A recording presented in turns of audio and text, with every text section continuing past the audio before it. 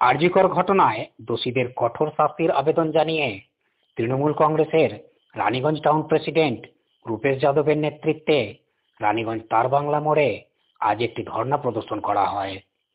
এই ধর্ণায় প্রচুর সংখ্যায় তৃণমূল কর্মী ও স্থানীয় মানুষেরা সামিল হন।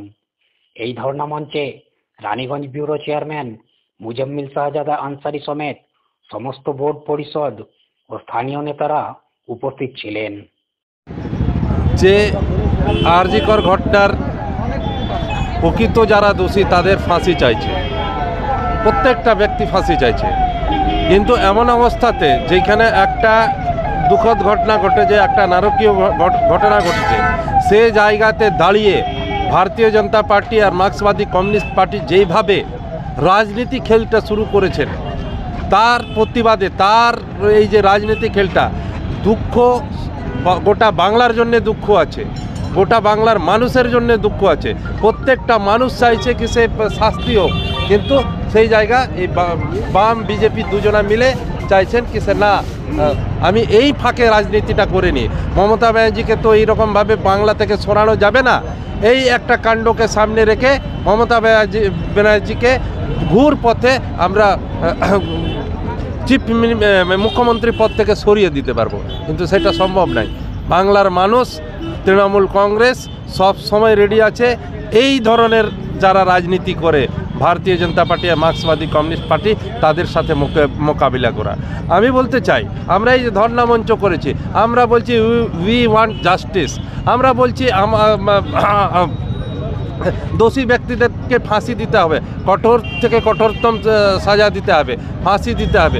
আমরা চাইছি, আমরা তৃণমূল কংগ্রেসের পক্ষ থেকে চাইছি। কিন্তু অন্যদিকে আমরা কি দেখলাম, যেই দিন ঘটনা ঘটেছে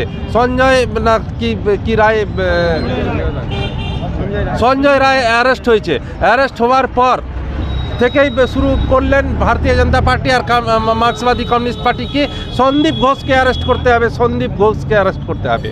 আপনারাও মিডিয়ার পার্সন আছে, আপনারাও শুনেছেন, সন্দীপ ঘোষকে অ্যারেস্ট করতে হবে। সিবিআই তদন্ত হওয়া 17 দিন চলছে, আজকে 18 দিন চলছে। এই 18 দিন হয়ে গেল, যেই সন্দীপ ঘোষের আপনি অ্যারেস্টের দাবি করছিলেন, অ্যারেস্ট করতে হবে, অ্যারেস্ট করতে হবে, কেন সিবিআই আজ অবধি সন্দীপ ঘোষকে অ্যারেস্ট করতে পারলো না? কোন কারণে? যখন পশ্চিমবঙ্গ পুলিশ দক্ষভাবে ইনকোয়ারি করে দোষীদেরকে আজ অবধি হয়তো চার্জশিট জমা করে তাদেরকে দোষী সাব্যস্ত করে হয়তো একটা জায়গা পৌঁছে যেত, সেই জায়গা থমকে গিয়ে সিবিআই নিজের হাতে যখন তদন্তটা নিয়েছে, তদন্ত নেওয়ার পর মানে একটাই কথা তো, যে আপনারা বলছিলেন সন্দীপ ঘোষকে অ্যারেস্ট করতে, আপনার সিবিআই 18 দিন হলো, 18 দিনের মধ্যে যেই সন্দীপ ঘোষকে আপনারা দোষী ভাবছিলেন, সেই সন্দীপ ঘোষের এগেনস্টে আপনি কোনো ক্লু পেলেন না, তাকে কেন অ্যারেস্ট করলেন না? কিছু হচ্ছে না। আমি বলছি যে যারা দাবি করছে, আমি তো ইনভেস্টিগেশন পারসন নয়, আমি তো আইও নয়। এই সিবিআই তদন্তে কোনো অগ্রগতি হচ্ছে না। সিবিআই তদন্ত এই ঘটনাটাকে ধামা চাপা দেওয়ার জন্যে, এই ঘটনাটাকে বাংলার পুলিশ যদি সত্যিকারে দোষী প্রকৃত ব্যক্তিদেরকে ফাঁসি তক্তায় ঝুলিয়ে দিত, তো উন্নাও হাতরাস এই কাণ্ডগুলো তাদের মুখে ঝামা পড়তো। সেইটাকে বাঁচানোর জন্যে সিবিআইকে এনে এই ঘটনাগুলোকে ধামা চাপা দেওয়ার জন্য করেছে সিবিআইকে এনে। একটা 3 দিন দেখার পর একটা ডাক্তার এসছে, উনি ডাক্তারবাবু